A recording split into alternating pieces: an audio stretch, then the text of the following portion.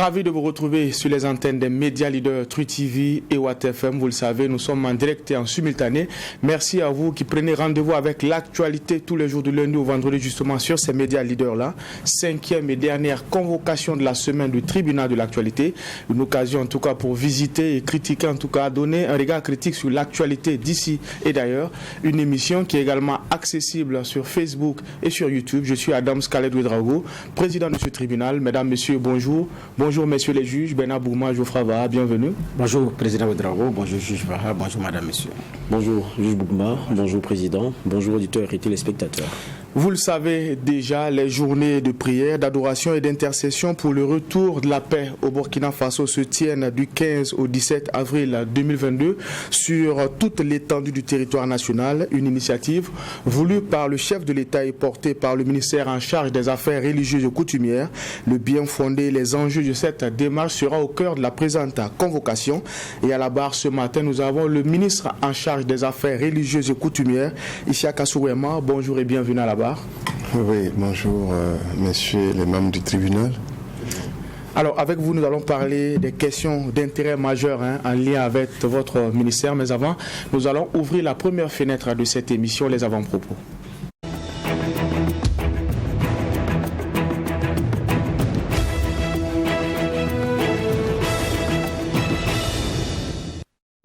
Juge Bourma, vous avez la parole pour votre avant-propos.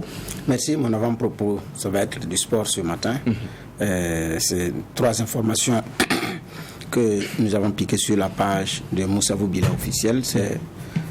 Moussavou Bila, c'est un journaliste sportif qui a même fait partie de notre équipe avant également de quitter pour pouvoir aller à d'autres aventures.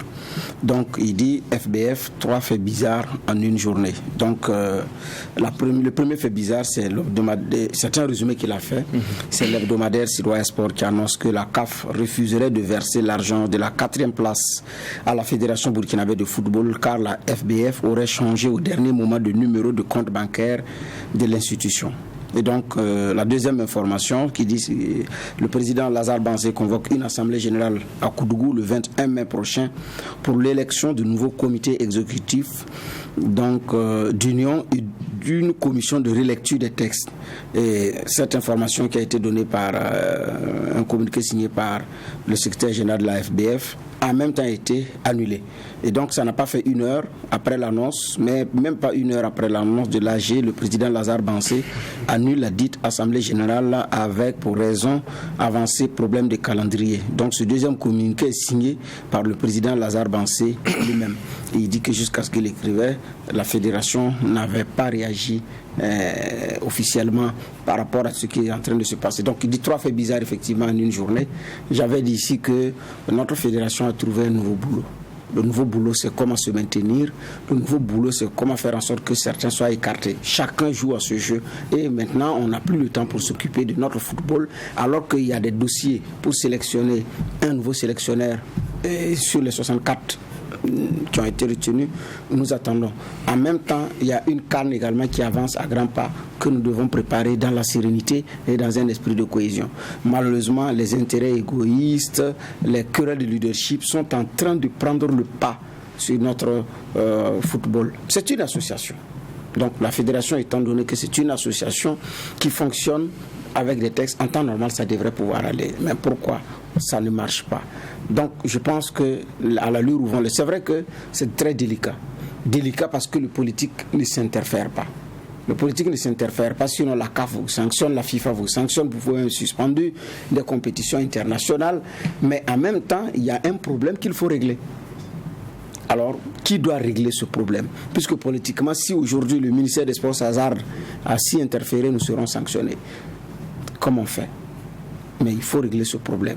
Par qui? Je ne sais pas, mais je pense que les Burkinabés peuvent trouver l'intelligence nécessaire pour régler ce problème. Le nouveau ministre a tenté de recoller les morceaux, mais il y en a qui ne veulent pas en entendre parler. Chacun préfère, il y en a qui ont préféré une autre méthode de règlement autre que ce que le ministre a proposé. Mais la situation est telle que est-ce que ces messieurs-là peuvent encore s'entendre pour que notre football avance?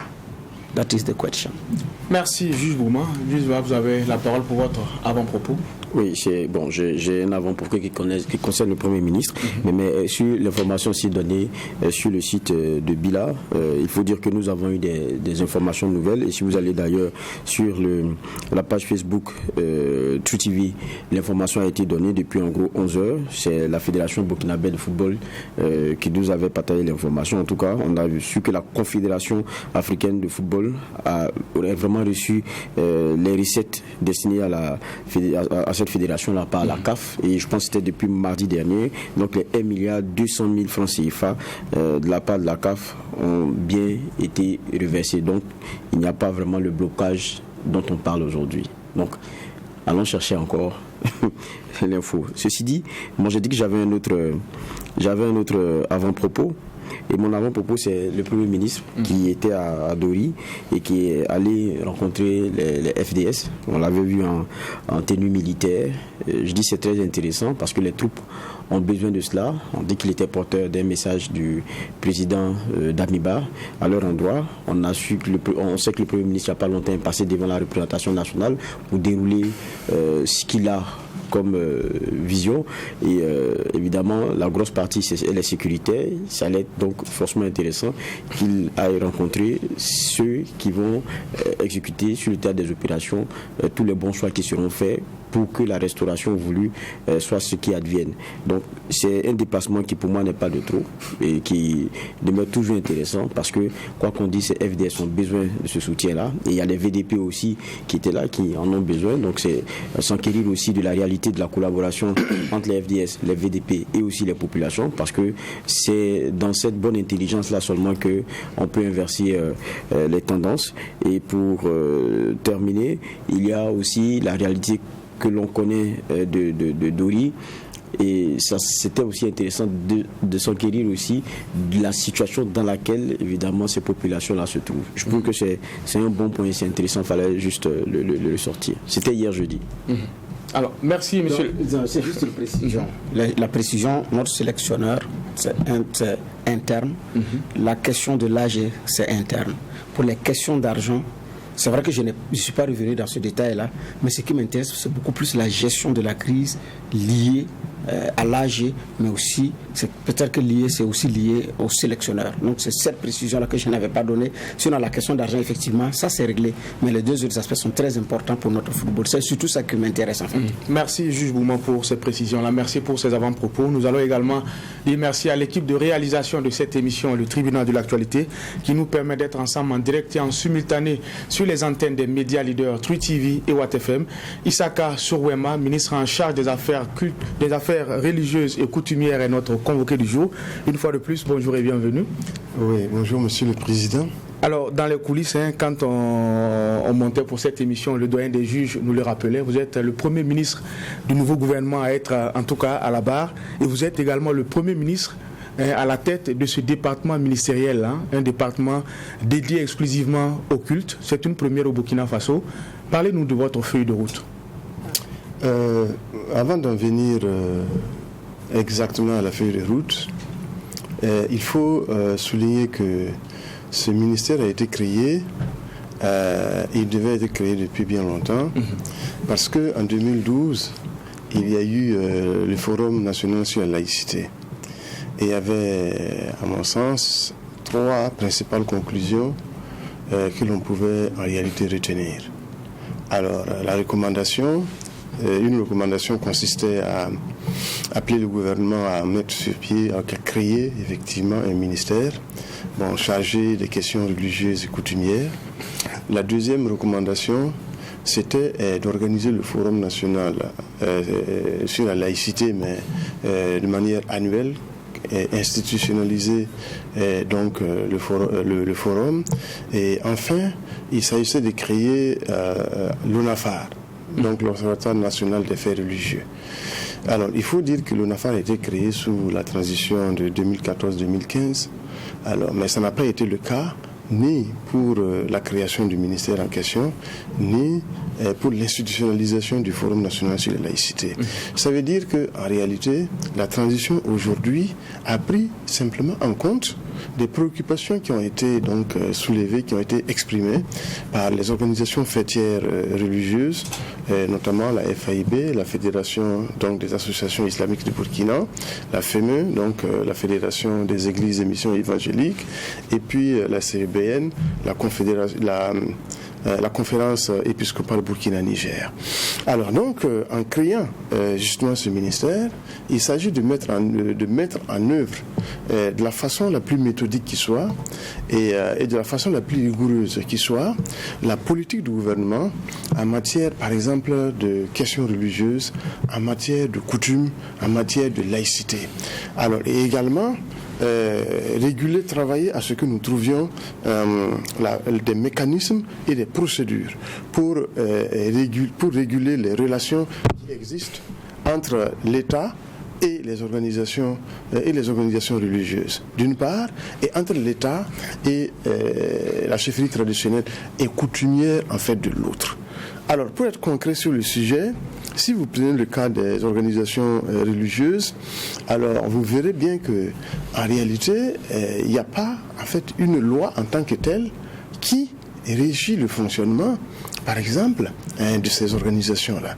Donc, la nécessité s'impose donc d'adopter une loi portant sur les libertés religieuses. Alors, il faut dire aussi que là, le projet était fort avancé et je crois que en novembre ou en décembre 2021, il y a eu un séminaire national sur cette loi-là à Koudougou et il s'agissait maintenant simplement de transformer le document en avant-projet de loi, de le soumettre au gouvernement pour que le gouvernement le travaille et qu'il présente le document maintenant comme un projet de loi à l'Assemblée nationale à l'époque.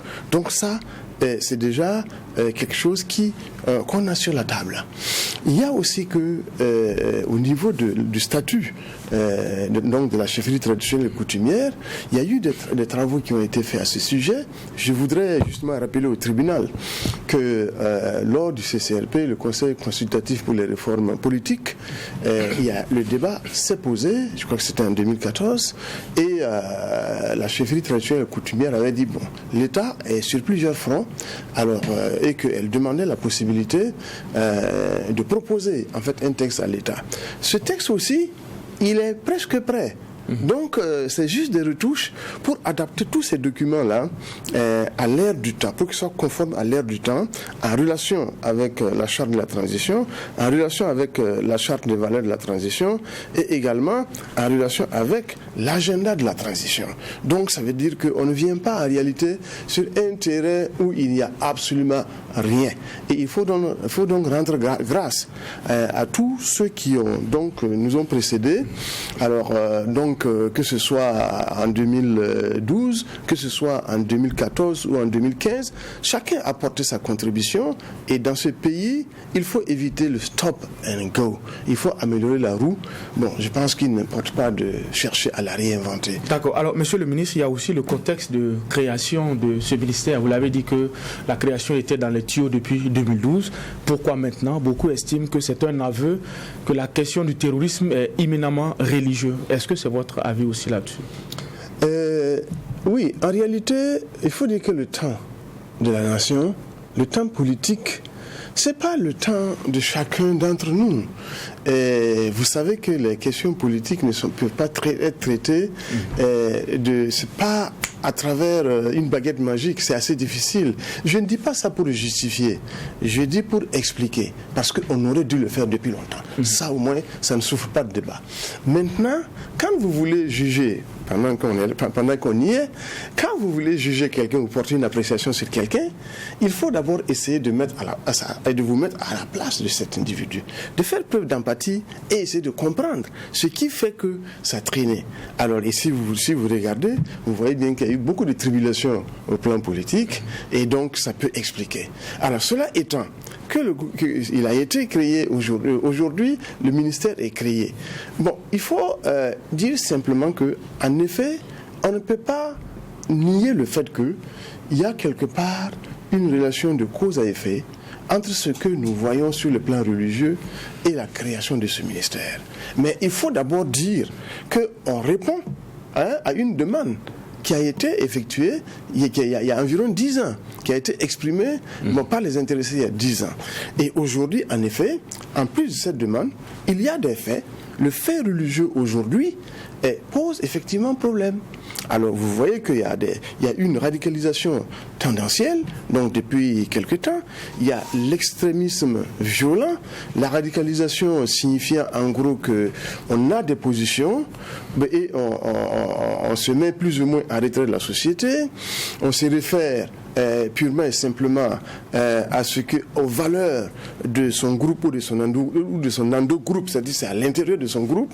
Et puis, en fait, la société est constituée de plusieurs groupes qui doivent en réalité essayer de dépasser chacun sa spécificité pour entrer en interaction avec les autres groupes. Sinon, il n'y a pas de société. Alors donc, ça peut être religieux, ça peut être politique, ça peut être culturel, ça peut être communautaire. Donc, mais ici, en effet, si on prend l'exemple, on verra bien que dans toutes les confessions religieuses, à des degrés divers, il y a des signes manifestes de radicalisation. Or, la radicalisation, c'est l'antichambre de l'extrémisme violent. Alors, donc, l'extrémisme violent, bon, c'est vrai qu'on parle du terrorisme, etc., mais le G5 Sahel, donc, qui regroupe le Mali, le Burkina, la Mauritanie, le Tchad et le Niger, alors, donc, concernés par le phénomène de l'extrémisme violent, bon, a conçu un lexique. Alors, parce que un lexique, bon, en français, en moré, en fulfulde, en bamana, je pense qu'il y en a aussi en Hausa. Alors, pour que dans ce que nous disons, nous puissions en réalité tenir compte de certaines réalités. Parce que quand vous dites que quelqu'un est un terroriste, il ne le perçoit pas nécessairement comme ça. S'il ne le perçoit pas nécessairement comme ça, alors que vous voulez, à travers cela, un jour, entrer en interaction avec lui pour discuter de paix, alors est-ce que, en utilisant ce type d'étiquette, est-ce que vous ne bloquez pas? Est-ce que ça permet de préparer le terrain éventuellement à un dialogue ultérieur? Je vais être plus clair. Je ne dis pas qu'on ne peut pas employer le concept de terrorisme.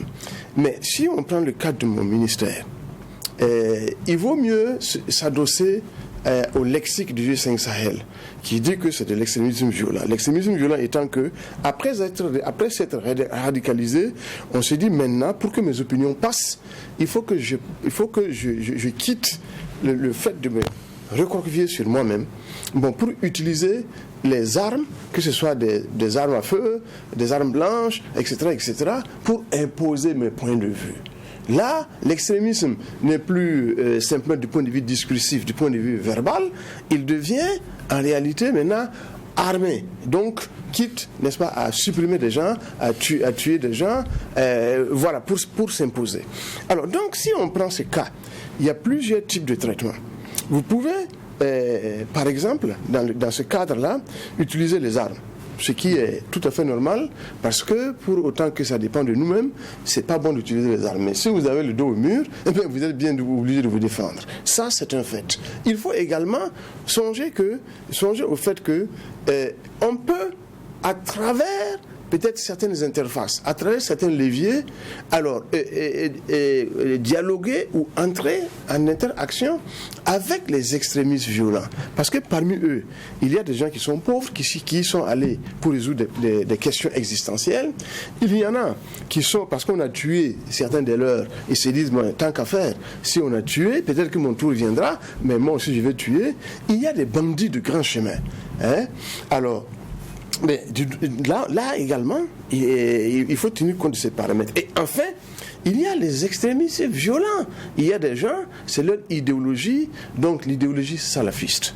Alors, qui fait que, de toute façon, c'est l'islam politique extrémiste. Alors, et c'est les différentes catégories comme ça.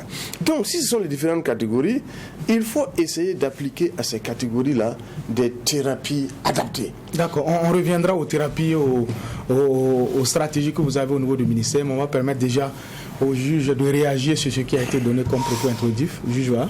Oui, on a écouté le ministre, il est revenu en tout cas dans le détail sur tout le cheminement pour qu'on en arrive à ce ministère plein-là. C'est vrai que beaucoup se posaient des questions à un moment donné où la question du nombre de ministres pose problème, comment on en crée un nouveau, alors que certains sont en train d'être mis ensemble. Je pense que là, on comprend un peu. Mais il y a la question aussi, quoi qu'on dise, du contexte, parce que quelquefois tout est dans les tuyaux, mais il y a quelque chose qui fait la décision. Quand on prend le cas des pays qui ont eu des ministères pareils, je pense que c'était le Sénégal en 2010, parce que Wade avait des problèmes avec le monde catholique, il avait des propos et des sorties qui fâchaient, et donc il fallait trouver un tampon. Il y avait ce ministère-là qui avait été créé. Je pense que le Mali c'était 2 ans après, je pense que le Sénégal c'était un journaliste à qui cela a échu, pour le Mali c'était 2 ans je pense après, où bon, on connaît, il y avait des revendications dans le monde musulmans qui continuaient de monter, puis à la question aussi du terrorisme après. Et je pense là-bas c'était un ingénieur statisticien 47 ans qui avait pris les choses. Mais donc à chaque fois, même si c'est dans les tuyaux, il y a un contexte qui fait la décision. Donc je comprends votre question lorsque vous dites, est-ce que la question des terroristes aujourd'hui, avec le lien qui est fait par beaucoup avec la religion, n'a pas penché pour beaucoup dans la balance, étant entendu que c'est un ministère qui peut contribuer de façon forte dans les dynamiques qu'on a aujourd'hui. Et pour moi, ça, quand on écoute le ministre, c'est quelque chose qu'on comprend donc aisément. Mais en même temps, ça, c'est des questions maintenant qui viennent. Comment on entrevoit la contribution d'un ministère comme celui-là dans la démarche dans laquelle on est en train de rentrer. On a entendu le premier ministre, on a entendu la dernière fois au Conseil des ministres la dynamique qui est mise au niveau acteur local en termes de prise de contact avec ceux qui ont pris les armes contre la nation, qui sont des Burkinabés. Comment est-ce qu'un ministère tel que le vôtre concrètement pourra contribuer? Pour moi, c'est la question qui vient peut-être après. D'accord, très bien. Dans ce processus-là, il faut dire que le ministère dont je suis le premier responsable agit en réalité en amont, pendant et même après. Concrètement, peut-être que pour ce qui concerne les cadres locaux, les comités locaux de dialogue, permettez-moi de dire que, en fait, le gouvernement ne va pas s'impliquer de façon opérationnelle. Il s'implique de manière, j'allais dire, sur le plan juridique, en mettant en place ou en adoptant des textes qui puissent permettre à ces cadres, à ces comités-là de fonctionner. Mais il revient en fait aux acteurs locaux de pouvoir effectivement faire ce travail. Maintenant, dans ce cadre-là, moi, mon ministère, vous me permettrez peut-être de ne pas être très précis, est également en interaction, également en relation avec des leaders communautaires, avec des leaders religieux, etc., pour comprendre, parce que quoi qu'on dise, c'est toujours des légitimités. En réalité, religieuses, ce sont des légitimités traditionnelles qui sont reconnues. Alors donc, par tous les cas en réalité. Donc si c'est comme ça, si la perception est ainsi, pourquoi ne pas exploiter? Alors, et en écoutant, par exemple, ces leaders, et en exprimant, en faisant des suggestions, et en essayant également de recueillir, par exemple, leurs préoccupations, cela permet, c'est même pas au niveau du chef du gouvernement et du chef de l'État, à mon niveau personnel, également d'apporter des conseils. Parce que avant d'être au gouvernement, il faut savoir que j'ai présidé une association, l'association pour la tolérance religieuse et le dialogue interreligieux. Et que, moi j'ai un profil de communicateur, certes, puisque j'ai travaillé dans la communication avant de faire valoir mes droits à la retraite, mais mes premiers amours académiques, c'était la sociologie et l'anthropologie. Alors, des religions, des communautés, etc. Et donc, l'ensemble, la plupart des sociétés burkinabées, par exemple, sont passées sous les fourches codines de ma formation, d'abord à l'université et de Ouagadougou, à l'époque, c'est comme ça qu'on l'appelait, et puis ensuite en France, donc Paris 7, et puis Nice. Donc, ça veut dire que, par rapport à ces questions-là, si vous regardez, parfois, il y a des choses que vous connaissez sur ces sociétés que les membres des sociétés ignorent. Parce qu'une approche scientifique, ce n'est pas une approche empirique. Mais maintenant, en même temps, les éléments de ces sociétés qui vivent les réalités ont un pan de la réalité, on connaît un pan n'est-ce pas, des réalités que vous ne connaissez pas. Si vous mettez ces deux perspectives-là ensemble, vous pouvez, dans l'anonymat, par exemple, carrément contribuer concrètement à ce que les choses se passent bien. Donc, ça veut dire, et en plus, ce n'est même pas là-bas. Ailleurs, ça, c'est vraiment les forts défis sécuritaires, mais là où les défis ne sont pas, sont encore inférieurs, sont encore pas minimisables, mais en tout cas sont moindres, ce travail également se fait, mais de façon proactive. Si vous prenez le cas, par exemple, de Begdo, ce qui s'est passé à Begdo, bon, eh bien, nous sommes intervenus. Alors, à travers, par exemple, la FAIB, à travers les choses, à travers des légitimités traditionnelles, par exemple, sur le terrain, c'est vrai que Begdo, aujourd'hui, le trône est vacant. Bon, mais même si le trône est vacant, la chefferie étant une valeur, une charge familiale et non pas individuelle, il y a toujours des gens, effectivement, qui peuvent parler. Donc, ça veut dire que ça, c'est la contribution que mon ministère peut apporter, mais également dans la mise en œuvre de la loi portant liberté religieuse et du statut de la chefferie traditionnelle coutumière, c'est nous qui sommes le bras opérationnel. Je profite pour dire que, du point de vue stratégique, du point de vue stratégique, c'est le ministère en charge de la réconciliation nationale et de la cohésion sociale qui a un regard stratégique. Et moi, j'ai fait partie des bras opérationnels.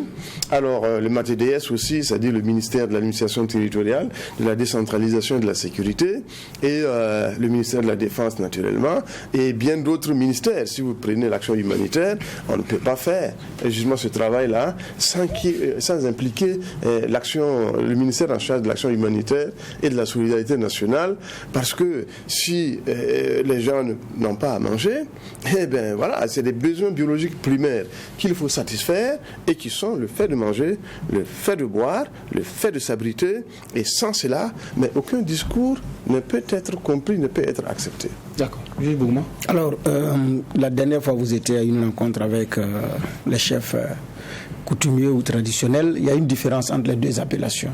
Chef traditionnel, chef coutumier. Vous êtes ministre des Affaires religieuses et coutumières.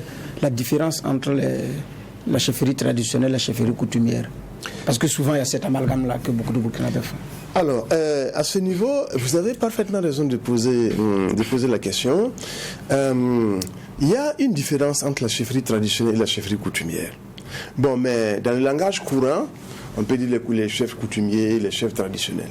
Mais dans le fond, il y a une différence fondamentale. Parce que la coutume, du point de vue anthropologique, renvoie aux croyances traditionnelles, à la religion traditionnelle. Ça, c'est un fait. Et, par contre, quand on parle de tradition, ça renvoie à ce qui est laïque. Donc, un chef traditionnel, par exemple, ne s'occupe que des problèmes liés à l'existence quotidienne des populations. Si c'est des questions liées à l'au-delà et au créateur, ça dépasse ses compétences. C'est maintenant le chef coutumier. Alors, en Djoula, on dirait le Dougoutigui. En Moré, on dirait le Tengswaba. Voilà, ça. Et sont le culte lié, n'est-ce pas, à la religion traditionnelle. C'est pas le culte de la terre, hein. C'est pas le culte des ancêtres. Ça aussi, il faut le dire. C'est un culte à Dieu par l'intermédiaire des ancêtres, comme on le faisait d'ailleurs au Moyen-Âge. Parce qu'au Moyen-Âge, les gens présentaient leur doléance aux saints, et voilà, en insistant sur le fait que, il faut qu'ils transmettent leur doléance là à Dieu. Mais à un moment donné, on a dit, il vaut mieux s'adresser à Dieu qu'à ses saints d'abord, directement à Dieu. Donc, ce qui veut dire que, c'est pas les objets, je profite de l'occasion pour dire que quand on parle de fétiche, quand je suis allé à Mankoudou, les gens ont sorti. Donc, c'est à Goungé, là, il y avait des chefs de terre qui venaient, il y en avait de Dédougou, il y en avait de Bobo, il y en avait de Yatenga, etc. Alors, ils ont sorti, des pioches, vous avez beaucoup de plumes, etc., etc. les gens appellent cela fétiche. Mais ce ne sont pas des fétiches. Ce sont des objets de culte. Et ce n'est pas différent des chapelets. Ce n'est pas différent, par exemple, des croix, dans la logique traditionnelle en tout cas. Alors, donc, si on est dans une perspective ethnologique ou sociologique ou encore anthropologique, on ne peut pas dire que ce sont des fétiches. Parce que le mot fétiche est d'origine portugaise et qui signifie, par exemple, fétichio, c'est-à-dire des artifices. Donc, ça veut dire que nous croyons, nos sociétés en tout cas, si vous prenez ce stylo, derrière ce stylo, il n'y a aucune représentation de type divin, c'est simplement au stylo que l'on croit. Alors, donc, ça veut dire que, alors que ce n'est pas le cas. Si vous détruisez le stylo, si l'arbre tombe, si la rivière est ensablée, si vous détruisez la colline, les gens trouveront d'autres substitutions, enfin d'autres éléments pour remplacer ce que vous avez détruit. Donc, ce qui veut dire que ce n'est pas tant ce que vous voyez que ce que vous ne voyez pas qui importe. Par exemple, pour les pratiquants de la religion traditionnelle. On peut ne pas être un pratiquant de la religion traditionnelle, on peut ne pas en être infidèle, mais nous devons avoir du respect. Parce qu'en réalité, si votre père n'a pas pratiqué la religion traditionnelle, votre grand-père l'a pratiqué. Si votre grand-père ne l'a pas pratiqué, eh bien, votre arrière-grand-père l'a pratiqué. Alors donc, à l'exception des Peuls et des Yarcé, nous sommes tous aujourd'hui au Burkina, mais de conversion récente. Par exemple, en islam, ou n'en parlons pas du christianisme. Donc, ce qui fait que il ne faut pas faire de confusion, et parce que si on fait de confusion, ça complexifie davantage la situation. D'accord. Alors, au niveau de votre ministère, vous avez décidé justement pour contribuer au retour de la paix à travers justement des journées de prière, d'adoration et d'intercession, justement pour qu'on ait la paix au Burkina Faso. Quand on a annoncé cela, le président l'a annoncé, ça a été confirmé en Conseil des ministres à travers une communication orale. Beaucoup se sont posé la question, pourquoi des prières pour le retour de la paix? Parce que quand on se remet à Dieu, c'est parce qu'on est impuissant face à une situation. Aide-toi et le ciel t'aidera, ça aussi c'est biblique. Alors votre réaction par rapport à ça et au scepticisme de certains Burkinabés quant à cette démarche-là? Moi je pense que les Burkinabés ont raison d'être sceptiques. Parce que leur incrédulité est due au fait que nous n'avons pas toujours fait ce que nous devons faire pour rendre le peuple plus crédule. Et ça, il faut qu'on fasse. C'est pas une autocritique rapide, mais c'est vraiment quelque chose de profond. Quand je dis nous, moi je suis de la génération de la Révolution. Nous avons, on était des acteurs idéologiques de la Révolution. Donc, mais quand on regarde comment le pays est aujourd'hui, quand on prend le pays du temps donc du colonel Séï Zerbo, alors et après le départ du président Jean-Baptiste Ouedraogo, on a voué aux gémonies ceux qui nous ont précédés, à savoir le général Lamizana, à savoir le colonel Séï Zerbo, et puis donc le président Jean-Baptiste Ouedraogo. Mais quand on regarde aujourd'hui ce que le pays est, mais quand ils nous le mettaient, le pays n'était pas dans cet état de délabrement moral. Et ceux qui ont effectivement été les acteurs de la Révolution et après la Révolution en sont les premiers responsables. Et je suis également de cela. Donc c'est l'occasion pour moi de dire que bon, voilà, nous sommes responsables. Alors cela étant, c'est vrai, vous avez donc les Burkinabés ont raison. C'est à nous de donner la preuve, au moins de notre bonne foi. Même si on est dans l'incapacité de satisfaire certains besoins, parce qu'on ne peut pas tout satisfaire, mais que les gens sentent qu'il y a des efforts qui sont faits. Alors donc, de ce point de vue, c'est clair.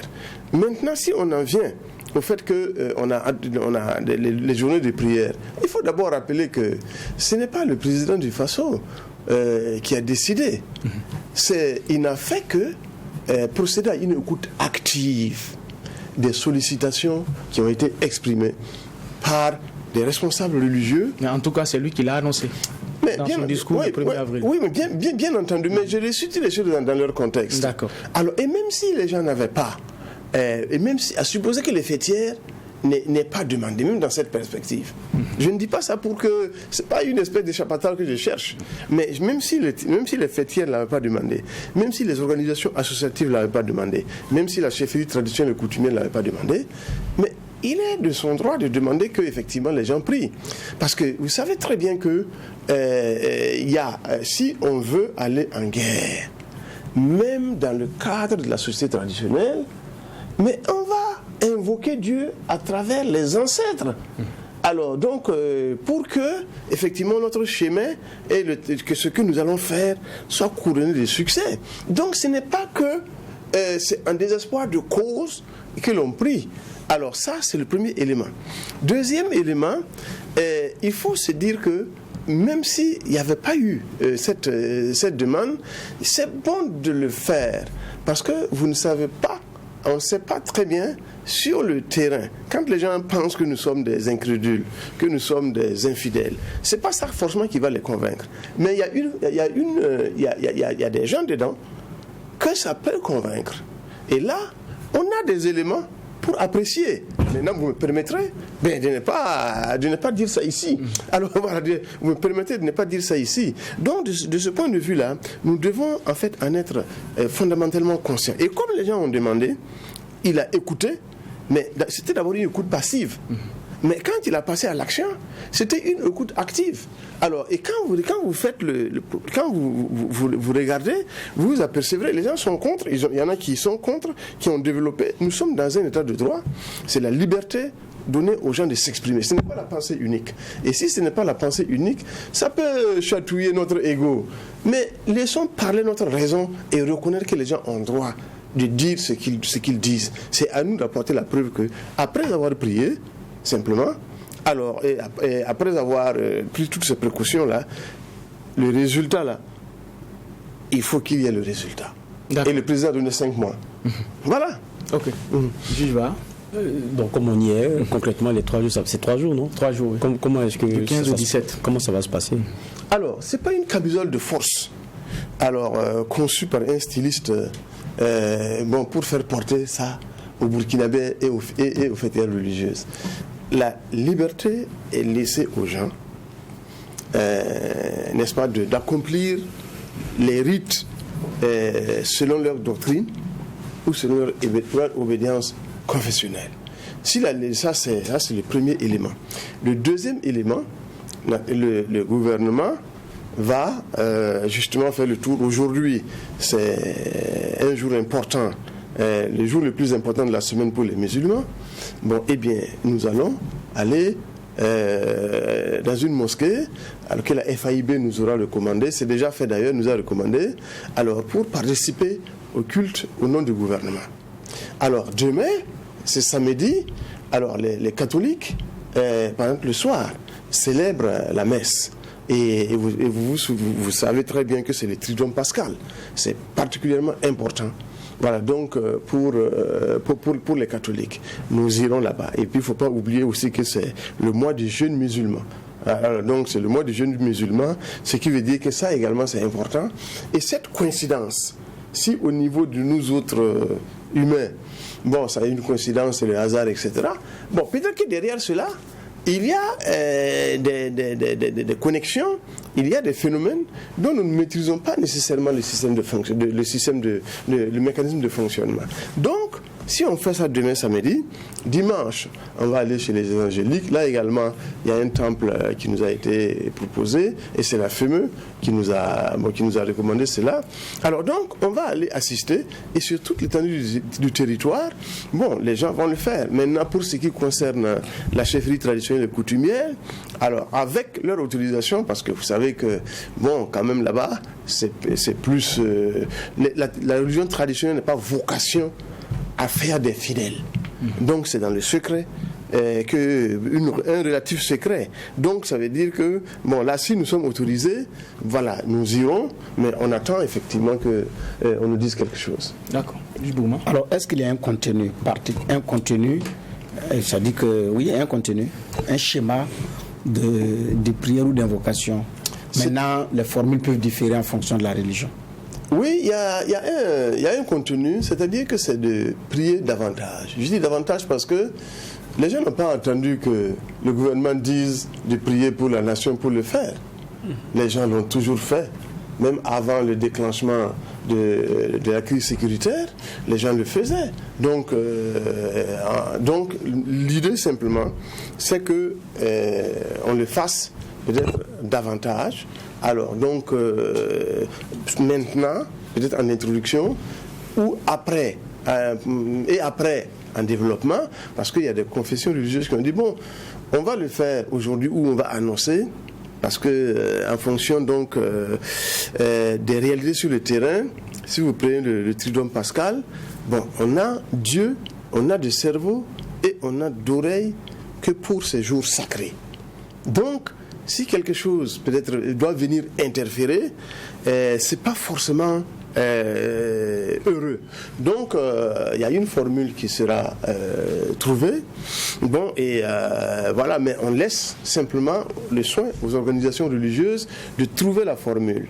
Deuxième élément par rapport au contenu, c'est que il faut tenir compte du fait que les chefs, par exemple, religieux, doivent également se concerter et puis trouver un discours, trouver en tout cas un discours pour s'adresser aux gens. Si vous prenez le cas des musulmans, bon, vous verrez bien ce qui va se passer.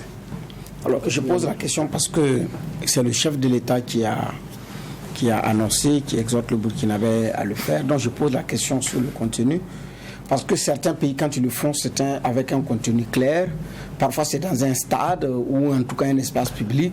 Le chef de l'État est devant, c'est officier, c'est clairement dit. Et puis avec un contenu et un message directement en lien avec ce qui est recherché, comme le président Tshisekedi l'a fait quand il a pris le pouvoir pour demander pardon pour tout ce qui s'est passé au Congo, comme on appelle ça, voilà, et qui n'était pas correct. Et qui s'était appuyé sur un verset biblique. Il y a eu des commentaires dans plusieurs sens, oui. Mais au moins, celui qui gère le temporel a dit, ici, le président de la République était devant pour demander, mais lui, c'était beaucoup plus pardon. Mais ici, au Burkina, la réalité aussi, c'est que par rapport à certains faits, les uns et les autres n'ont pas la même lecture. Et pour être plus précis, pour l'exhumation de Thomas Sankara et de ses camarades, certains adeptes de la religion traditionnelle sont offusqués parce que pour eux, c'est s'attirer des ennuis avec les ancêtres que de le faire. Le simple fait d'avoir déplacé les corps de ces suppliciés-là pour aller au cimetière de Dagnoin, il y en a qui ne partagent pas ce point de vue. Le simple fait également de demander qu'il y ait des funérailles, il y en a également qui ne partagent pas ce point de vue compte tenu de la nature de leur mort. Donc vous êtes anthropologue, sociologue, certainement vous comprenez de quoi je parle. Et aussi, d'autres disent, les Burkinabés se sont impliqués dans plusieurs théâtres de conflits, ont aussi fait du tort à d'autres populations qui ont aussi proféré des malédictions contre les Burkinabés. Comment est-ce qu'on répare ça? C'est pourquoi je pose la question du contenu. Est-ce que ces choses-là sont prises en compte, qui sont aussi des sujets abordés parfois de façon voilée ou bien pas officielle, mais de plus en plus c'est un débat qui est en train de s'inviter dans l'espace public. Mais compte tenu du fait que quand on parle de spirituel, ceux qui sont cartésiens qui disent bon écoutez, bon ça c'est des affaires tirées par les cheveux, ne veulent pas en entendre parler. Mais dès lors que vous l'avez évoqué, vous demandez de prier, je pense que c'est l'occasion également de mettre ces choses sur la table. Je pose ma question, est-ce qu'il y a des actes de réparation dans ce sens, ou bien on demande à chaque religion de se débrouiller comme elle peut pour trouver un contenu? Oui, merci bien. Mais je pense que dans le cadre de la mise en œuvre donc de la réconciliation nationale, ces éléments-là sont déjà dans le pipeline. Mais parce que si aujourd'hui on organise, je ne dirais pas de façon mondaine ou foraine, mais bon, c'est un peu l'esprit, ce type de prière, j'allais dire écuménique, puisque de toute façon ça va réunir beaucoup de confessions religieuses. Bon, ça peut être quelque chose de théâtral, ça peut être comme une espèce de jamboree, bon, qui va dépenser de l'argent. Alors, en réalité, on n'est pas vraiment à ça, quoi. Et ensuite, vous savez, dans notre pays, il y a eu ce type de rassemblement. Alors, qu'est-ce que nécessairement ça donnait? Bon, moi, je sais que si ça va donner quelque chose de probant, on n'en serait pas là. Donc, je pense que maintenant, on pourra le faire si le processus de réconciliation nationale s'enracine dans les cœurs.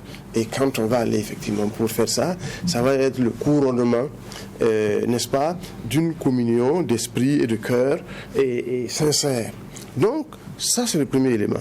Le deuxième élément, pour ce qui est effectivement de la position des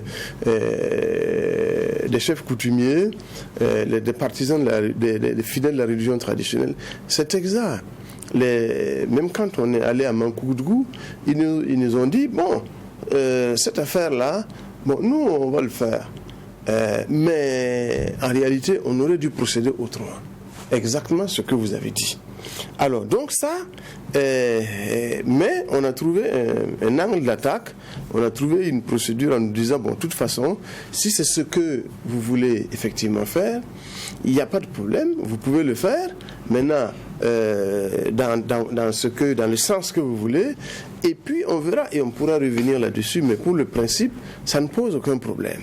Alors, donc, c'est vous dire que naturellement, nous avons, je ne ferai pas de commentaires sur les exhumations, vous comprendrez, n'est-ce pas, pourquoi? Non. Vous comprendrez pourquoi? Parce que c'est un sujet qui est assez polémique, et c'est un sujet à caution.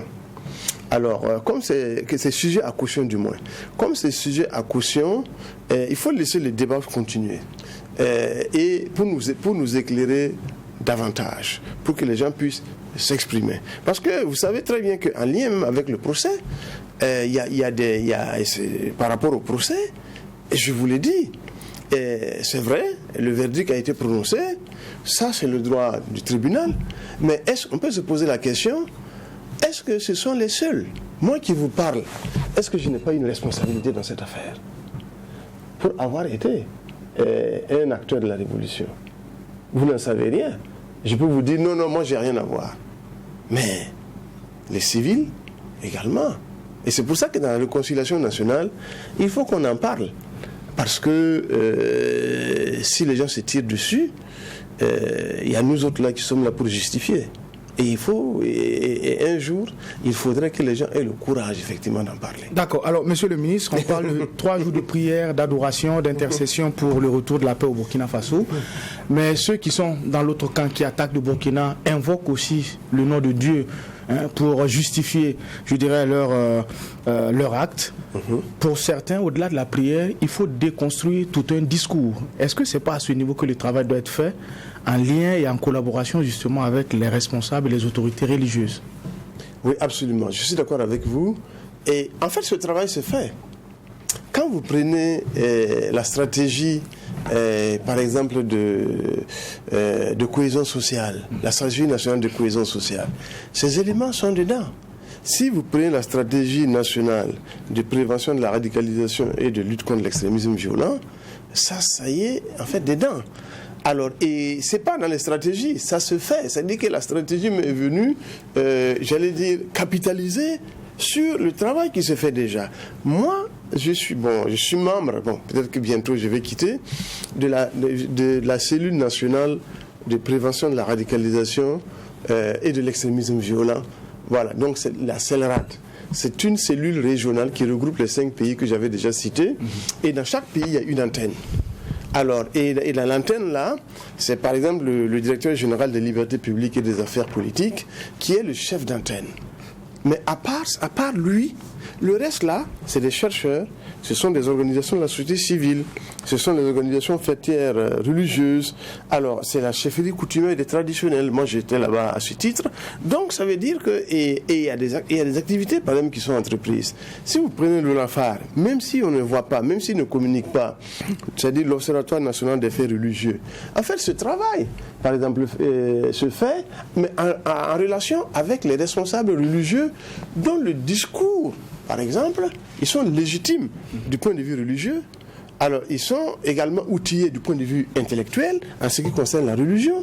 Et en ce moment-là, effectivement, ça se fait. Mais avec le phénomène qui n'est pas seulement national, qui est également extranationale et internationale. Vous savez, il y a des officines internationales. Alors, donc, évidemment, ça ne prend pas aussi facilement, mais en fait, le travail, il se fait naturellement. Je dois aussi préciser que, même si vous prenez le ministère de la Défense, il n'y a pas que les armes. Voilà, si vous prenez le ministère de la Sécurité, il y a un domaine dans lequel également mais les gens interviennent pour déconstruire le discours radical ou le discours, par exemple, extrémiste. Et si vous prenez, je pense que c'était mercredi soir, on était chez le cardinal Philippe Ouedraogo, où la Ligue islamique pour la paix au Burkina a organisé effectivement une rupture de jeûne. Voilà, et on était tous là. Il y avait des évangéliques, il y avait des catholiques, il y avait des musulmans bien entendu, et il y avait 3 membres du gouvernement qui étaient représentés là-bas. Alors, et quand vous écoutez les discours, oui, maintenant, ce qu'il faut faire, c'est qu'il faut davantage mettre l'accent sur ce type de travail. Alors, donc ça, on est d'accord que ce n'est pas suffisant, mais il y a quelque chose qui se fait. D'accord. Le président tout à l'heure parlait de la déconstruction d'un certain discours. Moi, je prends les choses au mot. Vous avez dit radicalisation et tout. On sait aussi que dans certaines mosquées et dans certains lieux de culte, quelquefois, il y a le discours et le prêche qui est rigoriste. Bon, vous avez cité Béguedo. Moi, je me réfère à ce que j'ai lu dans le Faso.net, qui s'est inspiré de témoignages de l'AIB, qui disait que les kiosques PMUB risquaient d'être ciblés parce que le vendredi d'après, donc de la même semaine d'après les incendies là, de bars et tout, il y avait un grand imam qui les aurait félicités pour le travail qui a été abattu et que ça devrait continuer. Donc, ça veut dire que ce n'est pas représentatif de ce qu'on a habituellement, sauf que quelquefois on a des discours tenus par certains qui sont quelquefois assez rigoristes. Est-ce que là-dessus il y aurait une veille? Qu'est-ce qui sera fait? Alors, on parlait de loi sur la liberté religieuse, mais tout ça, c'est pour le moment, ce n'est pas un fait. Mais il y a une veille qui se fait. Maintenant, on ne communique pas nécessairement sur ce qui se fait quand le problème, par exemple, est résolu. C'est quand le problème survient, évidemment, on a l'impression que absolument rien ne se fait. Ce qui se fait, on peut dire que ce n'est pas suffisant, mais il y a quelque chose en réalité qui se fait. Et ce n'est pas seulement l'État. Il y a l'UNAFA que j'ai cité, il y a les associations, par exemple, comme la mienne, voilà, qui se fait. Alors, maintenant, il faut effectivement davantage, même au niveau des fêtières religieuses là. Alors, vous avez cité les mosquées, mais je dis pas que. Oui, mais je vais. Vous n'avez dit pas que, mais il y a des temples, oui. Je précise qu'il y a des temples, et il y a également pour les évangéliques, et il y a parfois certains charismatiques. Catholiques, quand vous les écoutez, ils sont rares bien entendu, mais quand vous les écoutez, vous avez l'impression que nous sommes dans un autre monde. Donc à des degrés divers, alors tout le monde, n'est-ce pas, est plus ou moins dans cette affaire. Donc maintenant, il faut que davantage il y ait d'interaction, de relations entre les fêtières et l'État et les organisations de la société civile, de manière à ce qu'on ne prenne pas ça comme une façon de fliquer au sens trivial du terme, c'est-à-dire au sens, familier du terme. C'est pas du flicage, mais un État, voilà. Et l'ANR, en réalité, aussi fait ce travail, c'est-à-dire l'Agence nationale de renseignement. Donc, ça se fait. Alors, mais il faut qu'on en fasse davantage. Là, on est d'accord. Bon, moi, c'est l'organisation, puisqu'on est pratiquement à la fin, c'est l'organisation des... Vous avez la conférence épiscopale Burkina et Niger de l'autre côté, vous avez la FAIB de l'autre côté, vous avez la FEME. Maintenant, au niveau de la religion traditionnelle, comment est-ce que ça s'organise par rapport à la présidence? Ou mais ça, c'est une cuisine à leur niveau, mais c'est le ministère qui doit aider à organiser. Parce que jusqu'à présent, la figure qui représente cette religion-là n'est pas encore connue du public, oui, comme dans les autres entités où c'est clair. Vous avez raison. Et ça posait effectivement un problème. pour la prise en compte de la religion traditionnelle africaine au sein de l'ONAFA, l'Observatoire national des faits religieux. Mais on a pu trouver la solution. Mais aujourd'hui, vous savez que dans les villages, dans les départements, etc., c'est le chef traditionnel, en fait le chef religieux traditionnel est sous la coupe du chef traditionnel, voyez-vous.